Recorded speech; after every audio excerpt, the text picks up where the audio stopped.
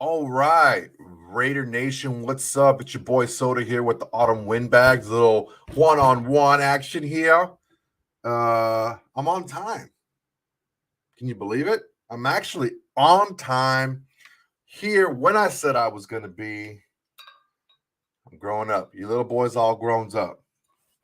I was actually here early. Who is this guy? Who am I? You know why? Because I had my eagle eggs. My eagle eggs, my Skittles, make sure my sugar right. Uh, so, main thing I want to tell you guys is how much I appreciate you, how much I appreciate every single one of you guys. I'm ready for a good show today. We got the combine going on. We had a couple of good days already. We saw the quarterbacks and receivers day one, so running back, and tight ends, and we saw the offensive linemen and running backs day two. A lot of good stuff, a lot of stuff that we need in our team. So hopefully, some things that we can talk about. Before we start, I want to make sure everyone knows, like, comment, subscribe. Make sure that you know whenever we go live. Make sure you know whenever we hit you with another new one. You're the first to know. You tell your friends, tell your enemies, tell your haters, tell your mamas, tell everybody. All right. Let's go ahead and start with something that I like to call a little Soto clapback, because people like to talk a lot of crap, which is always welcome on my end. Because I got the mic and I always have the last word. So, ha ha ha. Yeah, Matthew, that's right. Let's go. Let's go, baby. Everybody, let's go. Carlos, you're always here too, baby. Let's go. Everybody, let's go. 1, 2, 3, let's do this. We live. We ready to rock. Let's do this. We on. We ready. We ready. We ready. I like the hype. I like all the energy. I like the flow today. Let's do this. So, El Braulio writes, I pulled the kid out of a lake with the kid's friends watching. I pulled him out. They ran off and left me in the lake. At least they didn't steal my stuff. So this is in response to the story that I told on the last episode. I've actually saved, honestly, wait a second. I've saved two people's lives. The same person, I've saved his life twice. So the first person, I didn't know this kid. So I'll tell the story quickly again. I was in Vegas. I was in New York, and I was saying the story because RJ is staying at the New York because he works for the UFC, and I was in the casino, and I was walking towards getting the food court, going to get a piece of pizza. This kid was choking on a pizza crust. His dad didn't know what the hell he was doing. I went in there, gave him a quick little Heimlich. The kid just barfed up everything, and nothing. No pat on the back, no handshake, no attaboy, nothing. Everyone was just like, all right. They went back to eating their food, right? And one of the bartenders at the nearby, gave me a shot.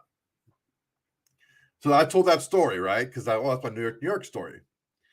A buddy of mine I used to work with, it was another buddy, a third buddy of ours, was getting married, and we went to the JW Marriott in Palm Springs, and we were golfing, hit up some strip clubs, whatever. So we were golfing, and we were supposed to go golfing, and we were in the pool all day, and there was a Long Island iced tea. Well, there was this bartender, this old bartender, her name was Carla, and she had Captain Carla's iced teas. And she was just feeding them to us over and over all freaking day at this freaking pool, right? And we were getting hammered. I don't know how long we were drinking, probably like 5 hours. And my buddy passes out. I mean, he was laying down. He was still coherent. He was talking. And he's like, hey, man, let me just, give me a second. He had his golf shirt on. He was ready to golf. But come on, we got tea time, And we go to the other room, and we're like, dude, where's so-and-so? I'm not going to say his name, but where's so-and-so, right? I walk in there into the room, and he's laying on his back, puking, like Jimi Hendrix style, right? And like, he's just sitting on his back, like throwing up. And I'm like, oh, no. So I grab him, and I turn him to his side, and I'm like, oh, man. So I saved his life. He would have choked on his puke. I pick him up in his golf gear and his clothes and everything. I throw him in the shower. I'm like, hey, man, shower off, dude. Like, you're not going golfing today. That's the second life I saved. Second person. Okay. Third time. Same guy as the golf story. Work trip. We're actually in Nashville for a work trip. Again, getting hammered. This is one of the reasons why I don't drink anymore. Getting hammered on a company dime, on a company car, just drinking, getting just hammered. I don't know why, but this dude orders a grouper sandwich, a freaking fish sandwich. He orders a sandwich. In Nashville, he orders a fish sandwich. There's not open water for I don't know how many miles. Anyway, orders a fish sandwich. And we're like, dude, we're from LA. Like, I mean, we're trying to get out of here. We're trying to get out of here and get something going on. It's like 8:00, you know?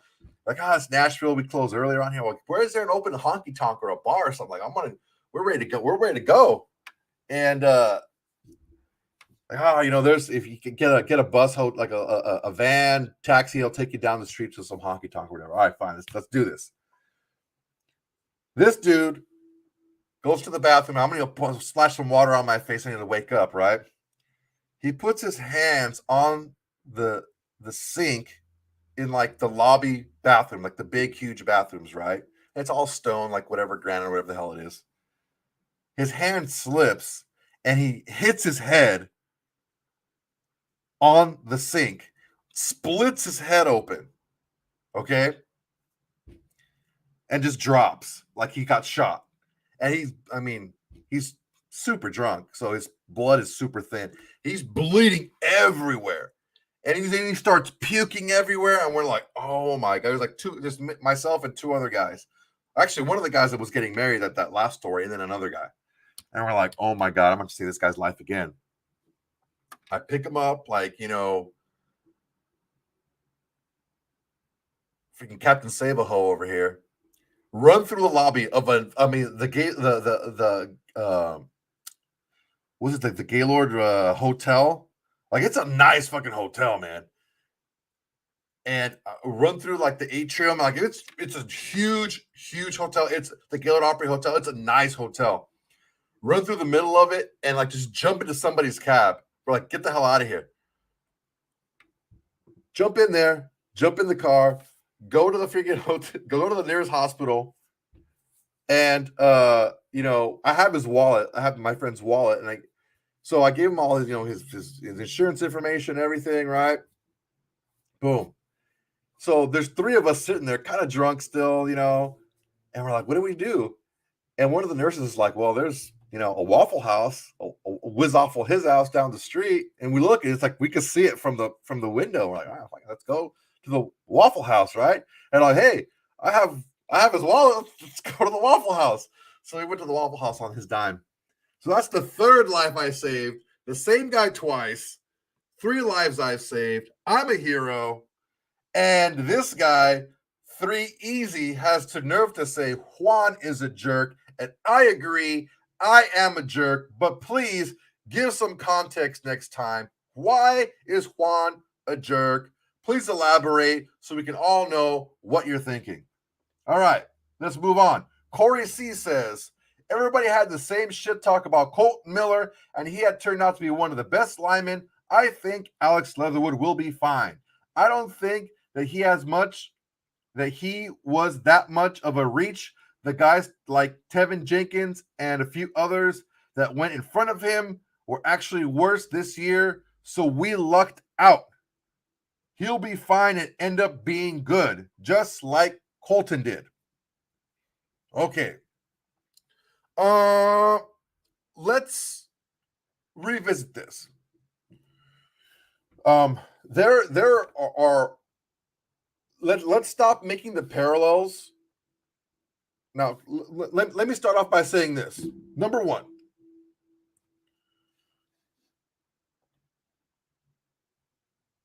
can Alex Leatherwood become a good football player? Of course he can. Can he improve? Of course he can.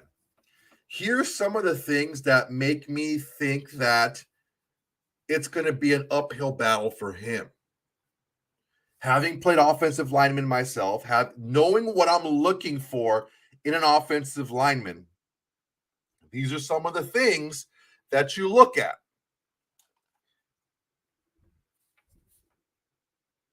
life is about habits, right? It's about good habits and bad habits. We all have good habits, we all have bad habits. It's about maximizing and making as many good habits as you want, right? And trying to minimize and breaking as many bad habits as you can. Now, say what you want to say about Tom Cable. Do you think he's a good coach? Do you think he's a bad coach? Whatever. You cannot tell me Alex Leatherwood did not receive top-notch coaching in college throughout his years at Alabama. You cannot tell me he didn't receive tough coaching and consistent coaching in college. What all we can talk about right now is what we're seeing with our eyes and the improvements throughout the year. Now, mechanically, what did we see improve throughout the year? Honestly, guys, having watched a lot of game film, we really didn't see that much mechanically improve in with Alex Leatherwood. What we saw was Alex Leatherwood not being placed in those positions where he struggled early in the year at tackle, at guard. Does that make sense? So, where did Alex Leatherwood struggle? He struggled when he was out in space against a speedy defender. That's where he struggled. Farrell, thanks, my boy. I appreciate you, man. I appreciate you. We can't deny that. We can't deny that's where Alex Leatherwood struggled. Now, when you kick him inside, you didn't see him put in that position that often, but when he was put in that position with stunts or with a speed defensive tackle, he was still beat as bad as if he were at tackle with a speedy defensive end or outside linebacker.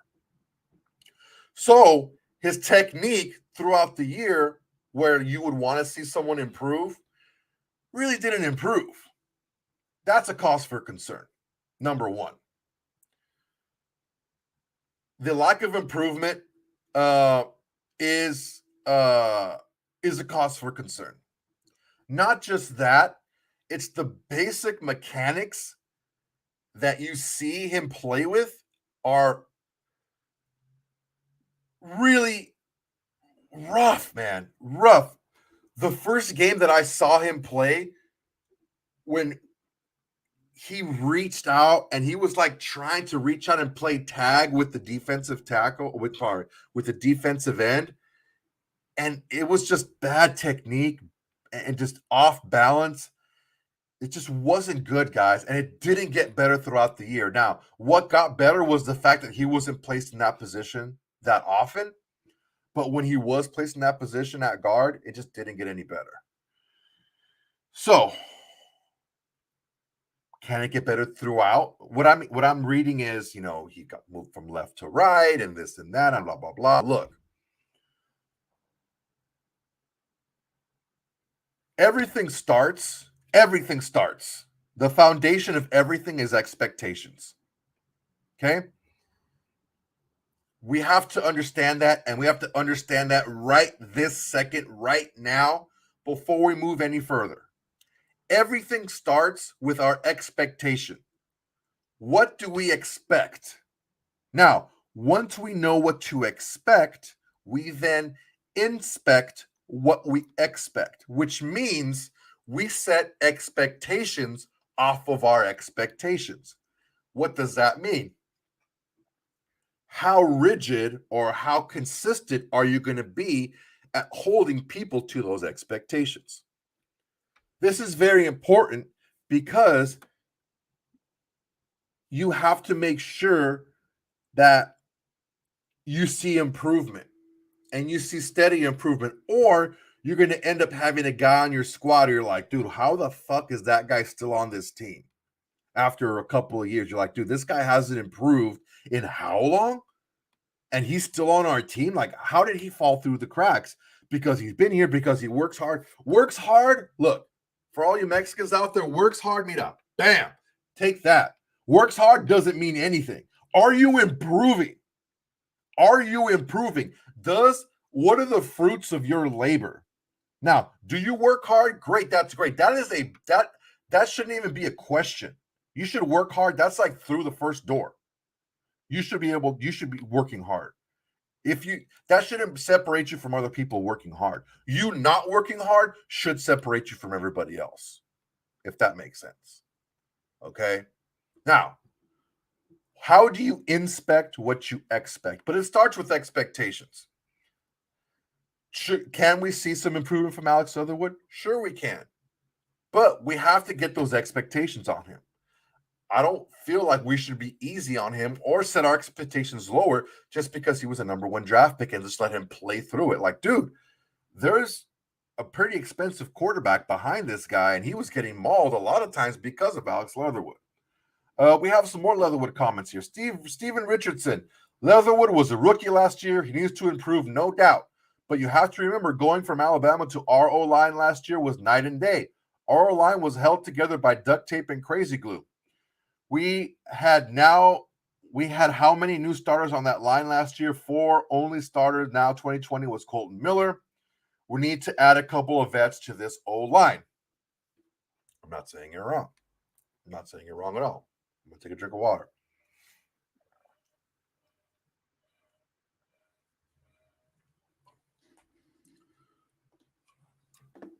D-Lo, you're right, man. Works hard.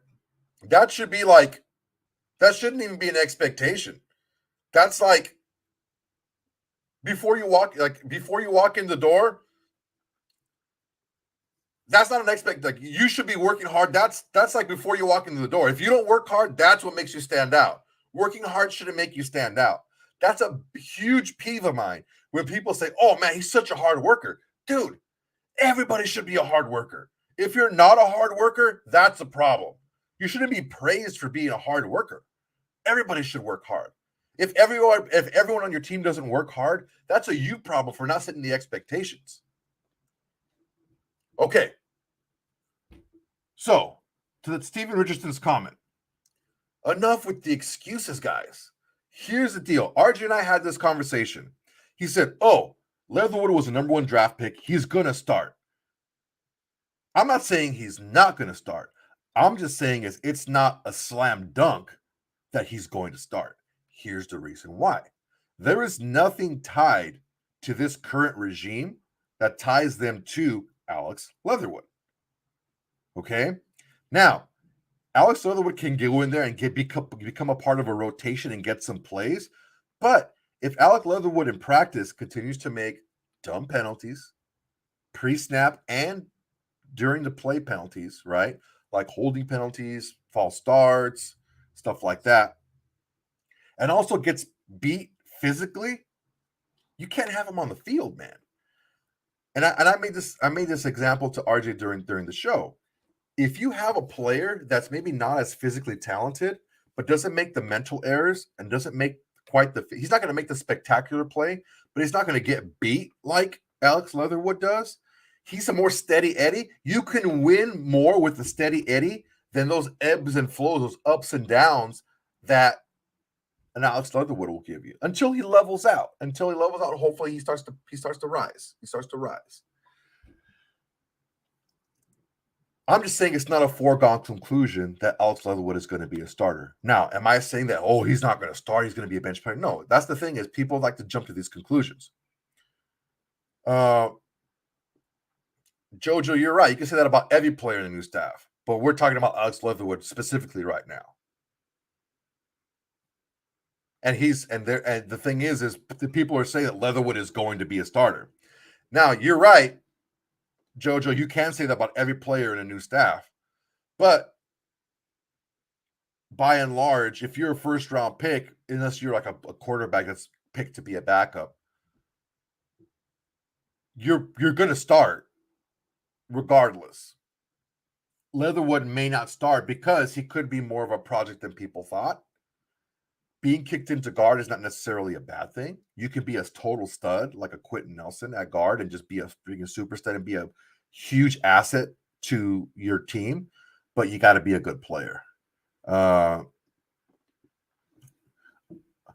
numbers, I agree, man. I'm sure they're keeping Leatherwood at guard myself. I don't think he has that tackle. I don't think he has the technique to play tackle. I think he's much more suited as a guard. I think he'd be a freaking stud at guard if he cleans up his technique. Let's see. Hefe KC has been a consistent participant in the channel comments. Seems like a cool dude. We're all here to talk football. Yeah, man, I don't have a problem. We had some San Diego guys in here once. Oh, San Diego, freaking Charger guys once here. Hefe KC's on there. I don't care, man. Everyone should be fine in here. Let's see here. Carlos Fuego. Oh, we'll get to that, man. Don't worry. We'll get to all this stuff. Don't worry. Let's see here. JC Hiles. Leatherwood will be playing left bench. Maybe. I don't know. It all depends on his development. From here forward, it all depends on him. It all depends on his development because honestly, from what I know, and if Josh McDaniels is anything like Belichick,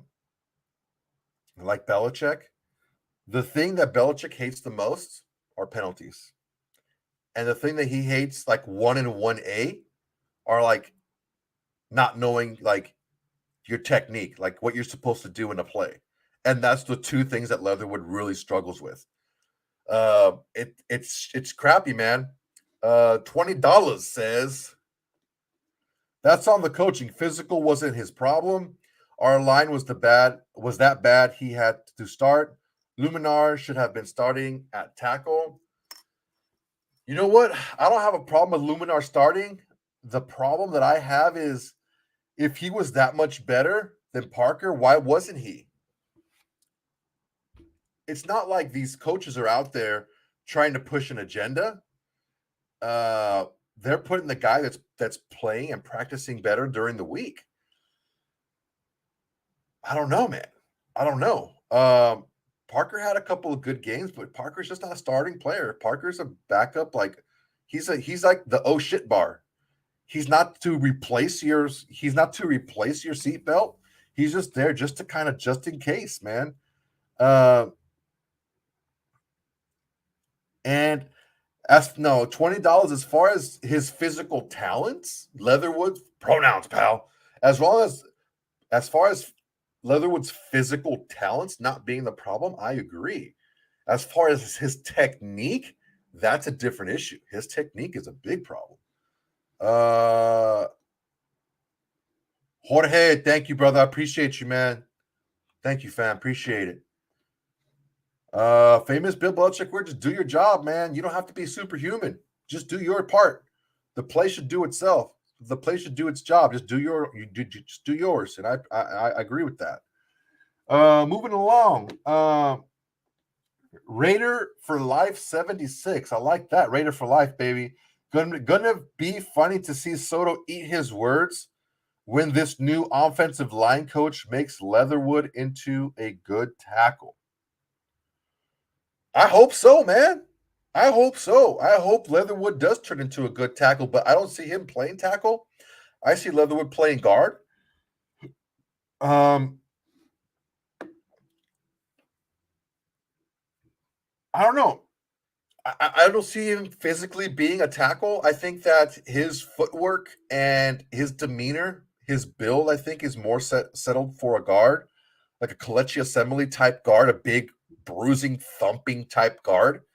I don't think he's polished enough technique-wise to play tackle. I think he's too advanced in his career to be polished up enough to play tackle.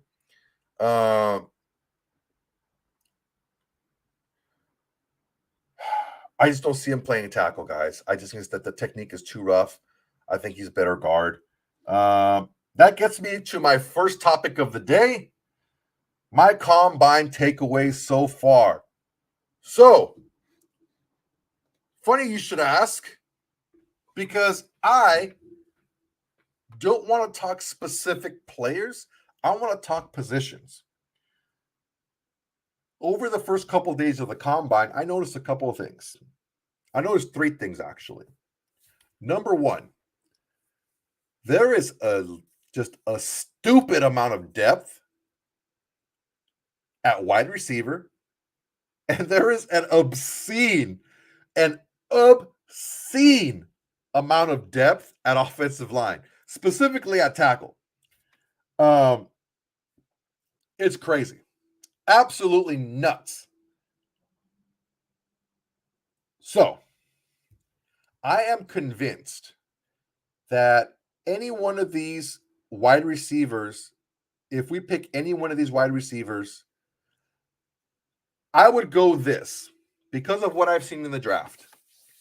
I would either go wide receiver, offensive line, first two rounds, or offensive line, wide receiver, because there's plenty of both. And let's be faced. Let's just face facts. After the first 10-ish, 12-ish picks, the next 12 to 50 or so players are right around the same, jumbled up. It all depends on your liking and your rating. Okay. So if you pick at 22 and then we pick again at like 52 or whatever it is, 54, we're going to get a really good player first and second round, going to be around the same rated person. I like to go wide receiver, offensive line with the first two picks, either go back and forth because there's so much depth and there's so much talent up there. There's so much talent there, guys. I also believe that there is a lot of underrated talent at quarterback. Not high, later in the draft to develop. Fourth, maybe even fifth round. Now, if someone jumps out at you, like Mr. Merchant says, like a defensive tackle, we passed on Barmore last year. We could have gone Barmore. We could have gotten Darisaw at offensive tackle last year. We could have done that as well. I'm not going to talk specific names because there's a ton out there and there's a lot left to go back and forth on. But positions of need, we need, and we'll talk about that in a little bit later. The main thing is, I would go not specifically, but position wise, because there's so many elite talent. I would go wide receiver, offensive line, a combination of that, either wide receiver, offensive line in the first two rounds, or offensive line, wide receiver. One of those two, either 1 or 2 or 2-1, however you want to do it.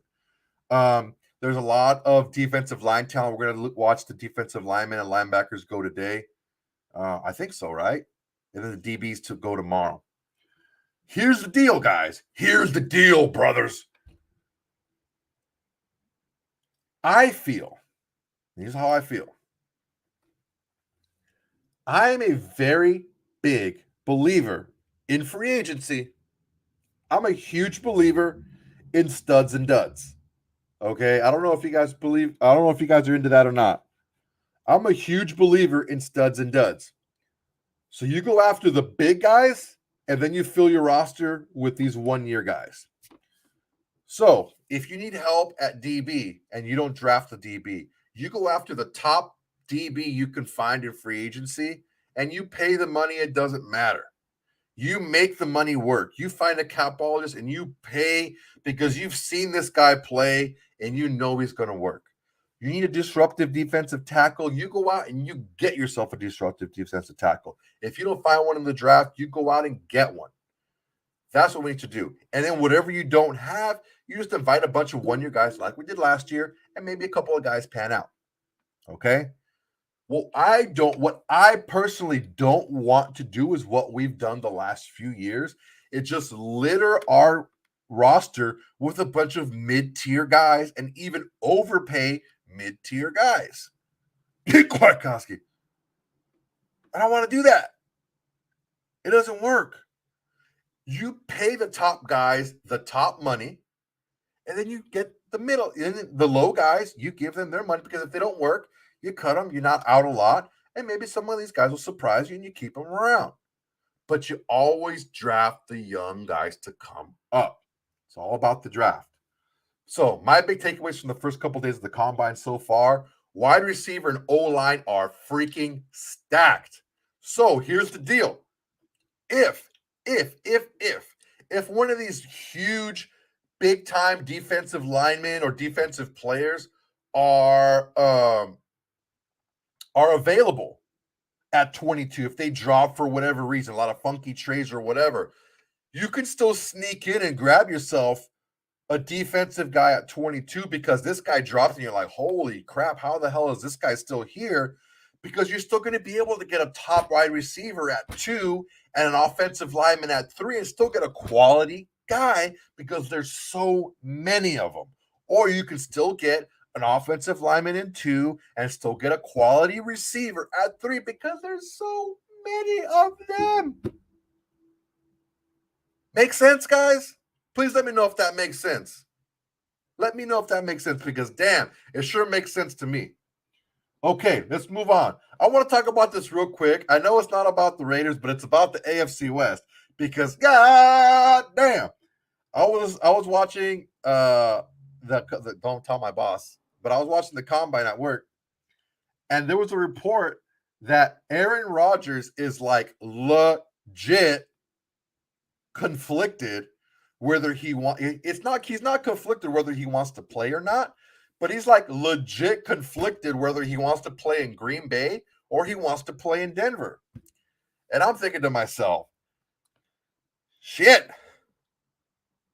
if he's like, I want to play in freaking Denver, what does that do for the AFC West? That is a murderer's row of quarterbacks in the AFC West for us to go through. I am just like, I sat back for a second and I just thought to myself, oh my God. Mahomes is bad enough. Okay. See what you want to say about the Queefs, but Mahomes is bad enough. Number one. Then you got the freaking Chargers. Okay. And Herbert is just going to get better every single year. You saw what he did against us. How many freaking fourth down conversions? That kid's just a freaking stud. Mike Williams is not going anywhere. They're not letting Mike Williams leave the freaking building. So stop with all that talk. He's not going anywhere. All right.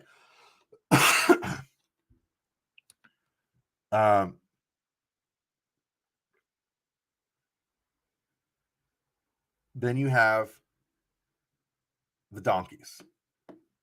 And I agree with you. From the outside looking in, Denver would be a step back. The issue you have to look at is, William, one thing that you're not looking at is that team last year is not there anymore. That's not going to be the team that you're going to see next year. They are going to be in huge cap trouble. Now, if you add on top of the cap issues, they pronouns, pal. If you take a look at the cap issues the Green Bay Packers already have, if you look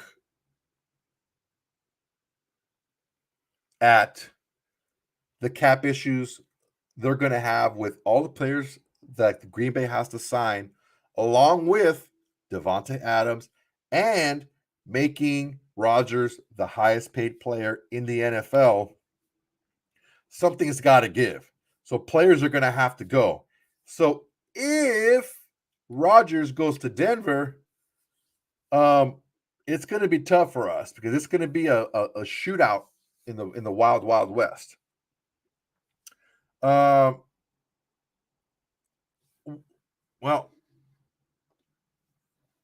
here's the deal.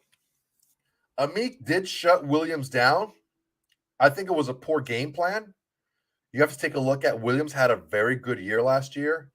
And that was in the first game. In the last game, we couldn't do anything against Williams. Williams was the one that was moving the ball down the field against us in the fourth quarter. So we have to take a look at the totality of his season and his career. He's a big receiver. He's a fast guy. He's a security blanket for a young quarterback. Is Williams worth $15 million a year? Maybe not to us, but maybe to them. Hopefully, keeps up more of their cap. So that's my Aaron Rodgers talk. I don't want to give that little freaking douche any more attention than he already has. I saw a meme today that Aaron Rodgers is the pretty girl that has to be told she's pretty every day. And I couldn't agree more. So, Aaron Rodgers, you're pretty. Now go away. Okay.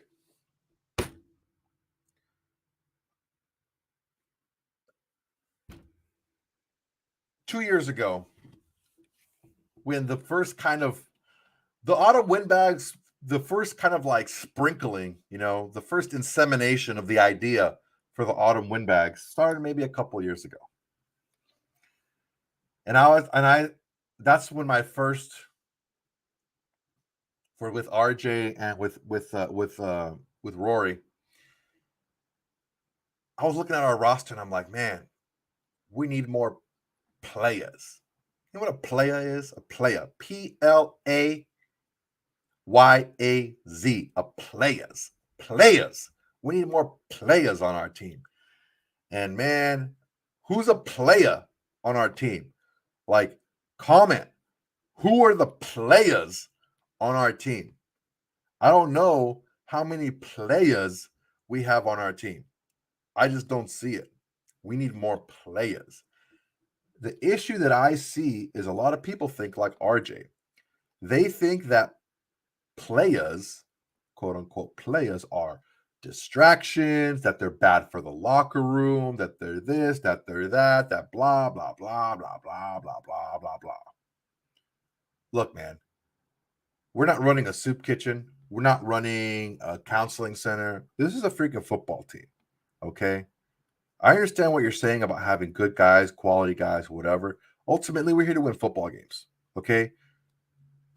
Our lack of playmakers on our team shown through with our quarterback having like top 5 most yards in the league, but our scoring offense being like 18th.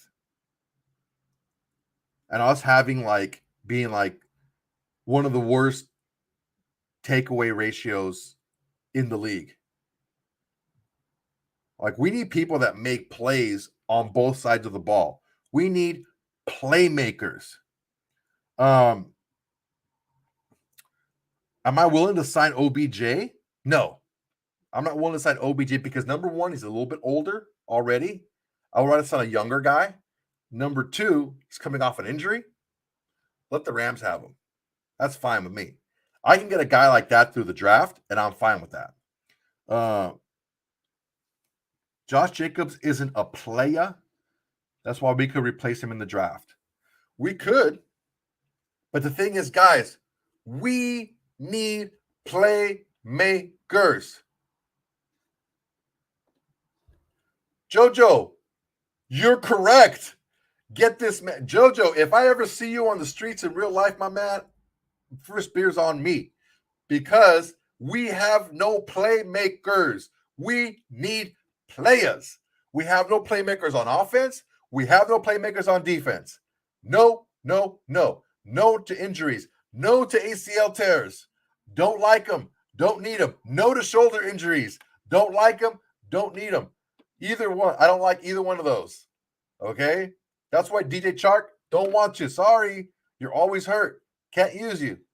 I want players. That's what I want. Where did he go? I like Waller. I like Waller a lot. Where did he go? What happened? Even before he was hurt, what happened? Where did he go?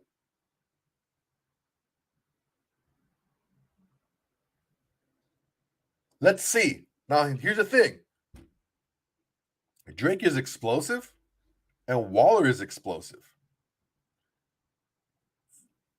That's on the offensive side. I always thought we would need 3 playmakers on offense Okay, and we need 3 playmakers on defense. So let's say we say Drake, Waller, and one more. As good as Renfro is, he's not that explosive playmaker. Okay. So that's one. Bro, enough of that. Enough of that. It needs to translate on the field. It needs to hit the field. I agree with this.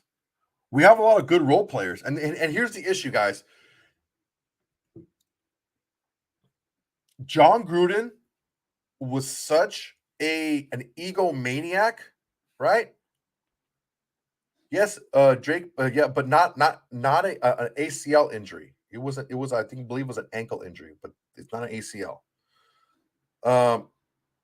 Getting back to Gruden. Gruden was such an egomaniac. He's like, okay, my offense, I'm such an offensive genius. My offense is so good. You can just plug in players and they're fine. Right? Plug in players and they'll and my offense will make it work. I just want high character guys, and I want Gruden grinders, and I want football players. I want football guys. Yeah, Gruden grinders. Get the hell out of here with that shit. I want players. That's what I want. I've always wanted playmakers on our team.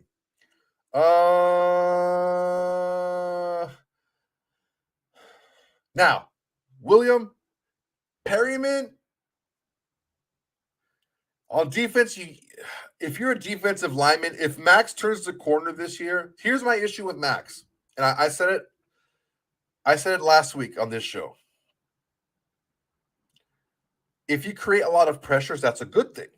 But the problem is when you have Herbert, when you have Mahomes, and potentially have Aaron Rodgers, you can't tell me those 3 quarterbacks can't make plays under pressure. Those quarterbacks thrive making plays under pressure. Okay? What happened against the Chargers last year when Herbert was under pressure? 4th down after 4th down after 4th down, Justin Herbert converted 4th and 10, 4th and 15, 4th and 18, 4th and 22. Why? Because those pressures weren't sacks. Okay? So hopefully Max can turn those pressures into sacks. Now, Perriman was good, but he needs to create more turnovers to become a playmaker. He's very good. He's solid. I'm glad he's on our team. I'm glad we have him for one more year. But he needs to create more turnovers to be more of a playmaker. And we don't have a playmaker in the secondary. We just don't. Hopefully Hobbs can be that guy, but we don't have that playmaker in the secondary who can just go out there and make shit happen. We just don't have that. We need players, guys. We need players. Just another DJ says, I agree. His ego was on full display with the 4th and short shotgun runs. Shake my head is right. Max good at one game, then disappears for a game or two. Yeah, man. I mean, Max turned the corner this year and he became a legit dude. He became a legit freaking player this year. Let's see if he can take that next step, that next level. That's a good analogy, man. We have the hammers and wrenches. We need that nail gun. Who's gonna be that quick hit, that quick bam, bam, bam, bam? Who's gonna be that guy? Who's gonna be that guy? Right? That quick hit. Right? That's what we need. We need those players on our team, guys. That's what we need. The main thing I want to say is this. When you have too much of one and not enough of the other, your team is unbalanced. Okay? You have a lot of flashy guys, not enough of the substance guys. You have teams that are like, "Oh, wow, great. We could score a lot of points, but we give up a lot of points and, our teams are just a bunch of shootouts and oh my god." When you got a lot of the grinding out guys and you don't have a lot of the playmakers, you get what we had. A lot of close games, a lot of last second field goals, a lot of stuff like that. We need to make sure that we get pushing on getting playmakers on our teams. Now, here's the thing. Are there playmakers on our roster who just weren't schematically taken advantage of? Schematically, their talents weren't taken advantage of because they were just slotted into a system. And like Hunter Renfrow said, we're told to do things a specific way. And maybe that light bulb didn't turn on like it turned on for Hunter, in his hunting cabin or his hunting, whatever the hell he had. Who knows? I still have some hope for Bryan Edwards. I think he can be a good receiver used the proper way. I don't know that Josh Jacobs can be used as a bruising back. I think he's a little too small framed, not small in stature, but small framed. I think he gets hurt a little bit too often. I think Kenyon Drake. I think Jalen Richard can ball out in a Josh McDaniels system. Think about it. Think about all the pass catching scat type running backs that he's had in his career that put up big numbers. He can be a big guy. There's a lot of guys like Divine Diablo for our defense. He came up big late in the year. Hobbs, if he can put his head on straight. There's a lot of guys out there. Merrick, if he can learn to catch the ball. The thing with our safeties is our safeties have to be multiple. They have to be able to play. Both of our safeties have to be able to play close and out in space. That does not bode well for Jonathan Abram. Jonathan Abram cannot play in space, or he has not shown that he can play in space, unfortunately. That is not what a Graham defense does. A Graham defense needs you to be multiple, needs you to be diverse, needs you to be fluid, needs to be able to move between up close in the box and out deep in space. If you cannot play multiple, you cannot play in a Graham defense, unfortunately. So we'll see, guys. A lot of question marks out there. Yeah, man, Malcolm Kuntz. If Abram that's a good question, man. I said at the beginning of last year, Abram, add some weight, man. Put on some muscle, pack on some pounds, and be one of those those hybrid weak side linebackers, man. Be off the ball linebacker, be like a Divine Diablo type. Be off the ball linebacker. But damn, man, if you can't play in space, you can't play in a Graham defense, man. I hope you guys can see some of that stuff because he's multiple, man. He'll play a lot of different schemes, and if you can't play out in space, you can't play defense for him.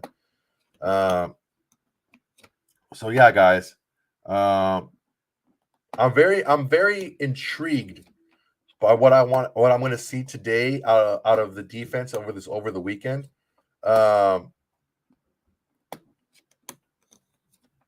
Let's see. Abram will not finish a season at linebacker. Will get hurt game 13 or 14. Here's the thing, guys.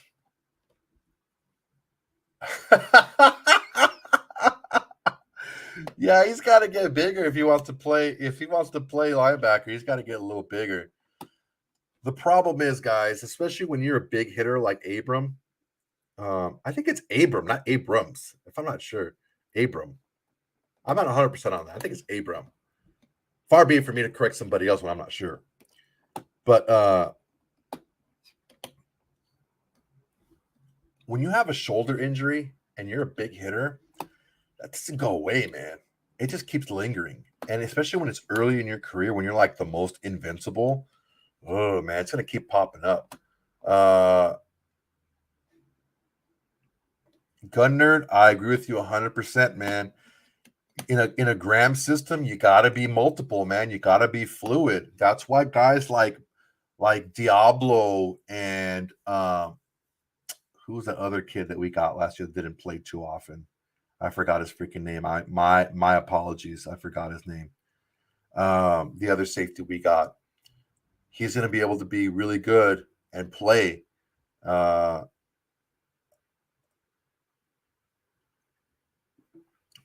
What's going to happen with corner? What are we going to do at corner? You know, we have some questions at corner. Amik Robertson, what do we do with him? There's a lot of oh yeah, Gillespie. You're right, Gillespie. He got hurt, but I think he's got a lot of potential. The main thing that we got to focus on right now is we got to focus on players that can play multiple roles, but have it up here, have it up between the ears. And here's why, guys. This is why this offense and this defense is going to be more difficult but easier to manage. And I said it before. John Gruden and before Bradley was Gunther. Their playbook was like this fat, and their game plan was that fat. It was the whole thing. They wanted to be able to pull from anything they wanted in the entire playbook. A Graham or McDaniel's playbook is going to be that fat, but their game plan is going to be that big, specifically for that day, for that game. And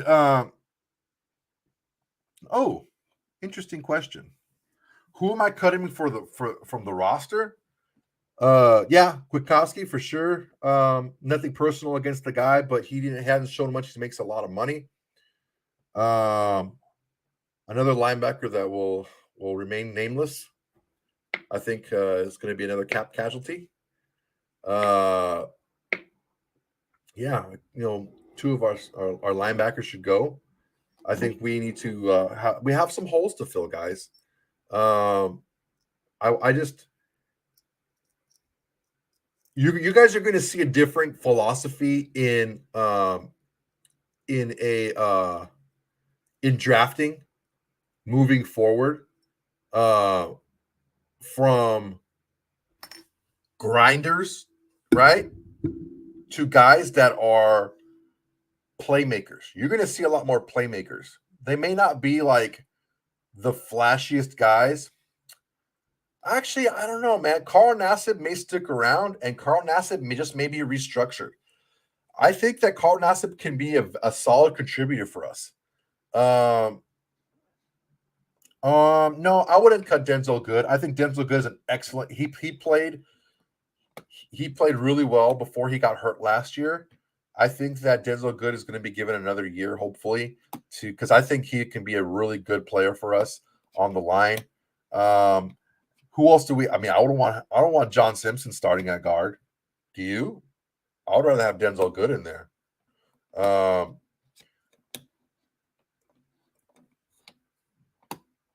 So we have a lot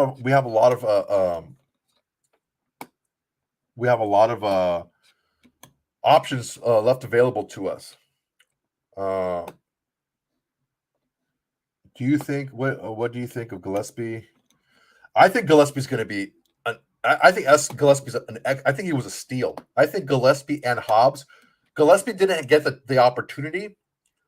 So Gillespie didn't get an opportunity like Divine Diablo didn't get the opportunity.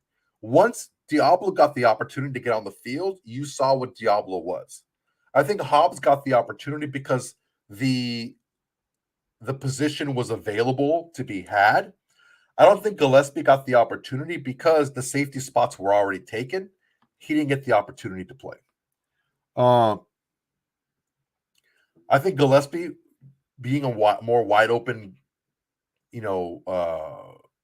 camp this year, Gillespie's going to turn some heads. I think Gillespie's going to be a very good player for us this year.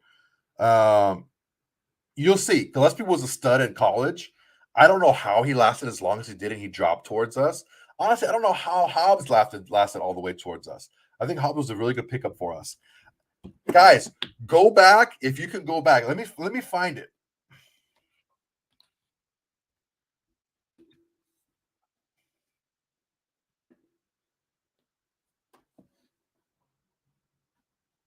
In our draft special last year, I was pounding the table and I was saying, dude, fucking Micah Parsons is the best player in this fucking draft by far. He's the best player in this draft. Draft this dude.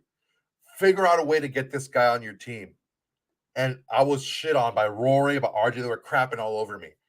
And I'm like, dude, what are you guys talking about? Oh, he has off the field issues and blah, blah, blah, and all this and that. And this is what I'm talking about. If you want to talk about the issue that I have when I talk to other Raider fans and other football fans about like locker room guys versus players, when I talk about players like Micah Parsons and how he's like the guy to get, then I get shut down because they had off the field issues. And I'm like, dude, this is the guy. You need to get this guy. It was absolutely terrible, bro. It was absolutely awful. Let's see here. Autumn Windbags.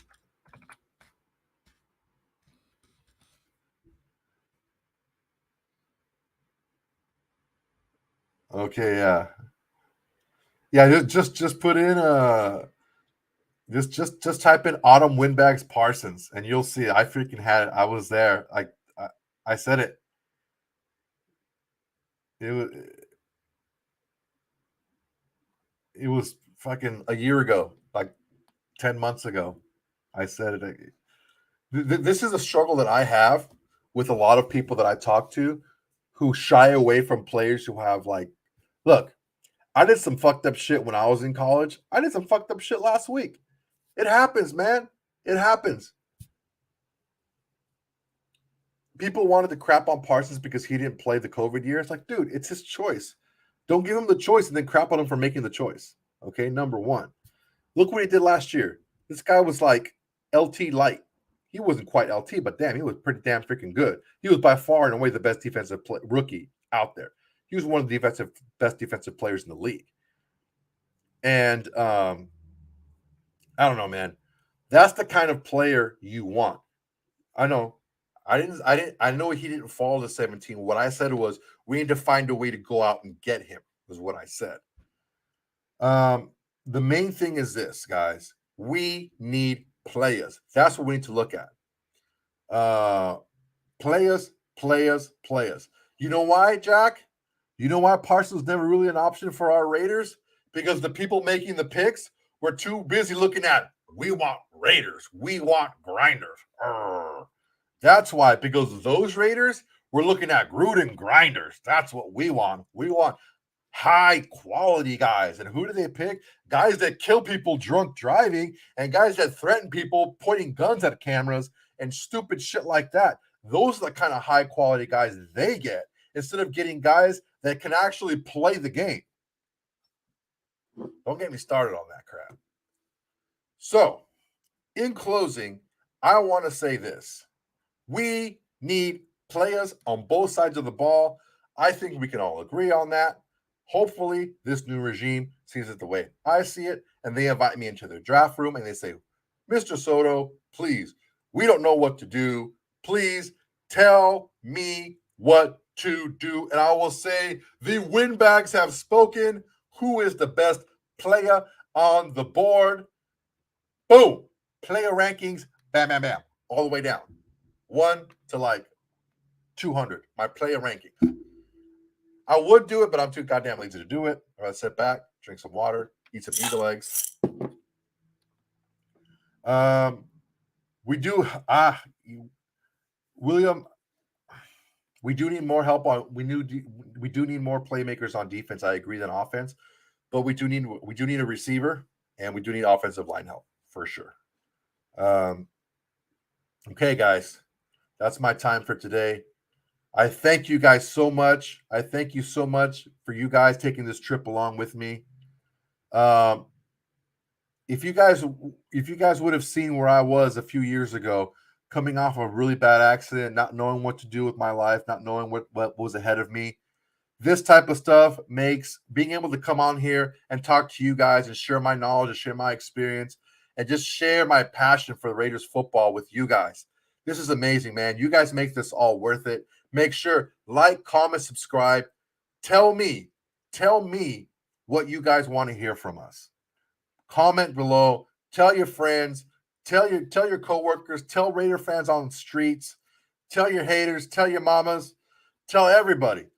Hey, the Autumn Windbags is where it's at. RJ and my boy Soto, these guys know what's up. I don't always agree with them, but they're always going to shoot from the hip. They're always going to tell you what's up. They don't have these pre-canned answers. They're not going to freaking walk the line. They're going to freaking pick a side, and they're going to stick with it.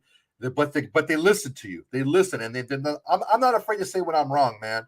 If I'm wrong, fine. I'm wrong, and I move on, man. I say, you know what? That's cool. I fucked up. I think this is great. I think, you know what? You're right. I changed sides. You convinced me, and we go on from there. Jack, you got one last question. If the Raiders traded up to get Parsons, then Merrick wouldn't have been an option. Oh, well, that's fine with me. I want to take Parsons over Merrick any freaking day. The reigning defensive rookie of the year, I'll take it.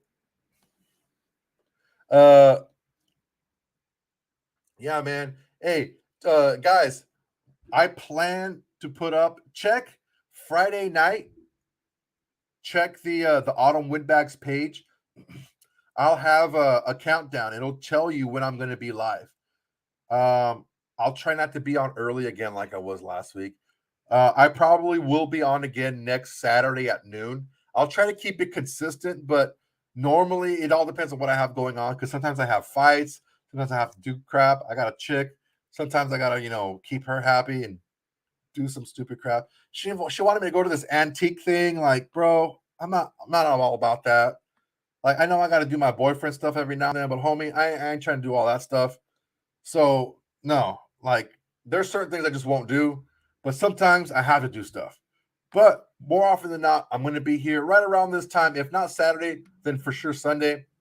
But check like Friday night, check the Windbags page, and it'll tell you. You'll have a countdown clock, and it'll tell you when I'm going to be on for the weekend show. But guys, I appreciate you guys. Much love going out from me, from the Windbags to the Raider Nation. Much love and respect. Make sure to like, comment, subscribe. We're getting new stuff coming out, new logos. We're getting merch. We're getting gear, T-shirts, hats, mugs, fucking cock rings, everything.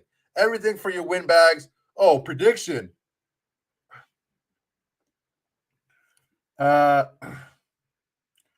So here's my prediction for the fight tonight. Who do I want to win and who I think is going to win? Okay. I want Masvidal to win. I definitely want Masvidal to win. Here's the thing. Colby Covington is Kamaru Usman light. Like if you were like the Madden Raider, like Colby Covington is Kamaru Usman like 5 points less on everything. He's like just under everything. Wrestling, power, boxing, like everything. He's just under. But he's the same fighter. He's the same fighter, but just not as good, right? But he's the same fighter. And you saw what Kamaru Usman did to Masvidal. Can Masvidal win? Yeah, he's got a chance, but I think Colby Covington is going to beat him. We got some more questions here. Dwayne Thomas, what do you think of Isaiah Pacheco, running back from Rutgers? I like him. I don't know that we have a need for him. I don't know. I have to take a. The bigger question is this, Dwayne. That's a good question. The bigger question is this: what is the contract situation? What are the contract implications for Drake and Jacobs moving forward if we move on from them to move forward with a rookie running back? Now, we've seen that McDaniels is not afraid to have a crowded backfield. And we've seen that he's really not one to have a huge dominant rusher. Now, the huge dominant rusher, not having one bodes well for Josh Jacobs and actually for Kenyon Drake as well, because those guys have seen that they can be injury prone late in the year. The things I like about Isaiah Pacheco is he has speed. He's a bigger back. He's not quite shifty. It's hard to move all that weight that fast and change a lot of direction. But he's a big bruising back and he's fast. He's an intriguing prospect. You can get him in the mid rounds. What I say is, depending on what they do in the draft, if they pick a running back in the mid rounds, 4th-ish, 5th round, it's not going to be good for one of our 3 running backs. It could be any of the 3, because in a Josh McDaniels system, he's going to use all 3 running backs, and you've seen it. You've seen it in New England. He uses all his running backs. So, excuse me. Yeah. Yeah. Cock rings too. Let's see. Covington, yeah, Diet Usman. Yeah, that's exactly right. He's Usman, but just like not quite as good. You guys have a lot of good questions right now. So look, guys.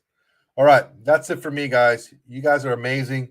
Thank you so much. Just went over an hour. I don't want to keep it too much over an hour, but you guys are great. Make sure to like, comment, subscribe.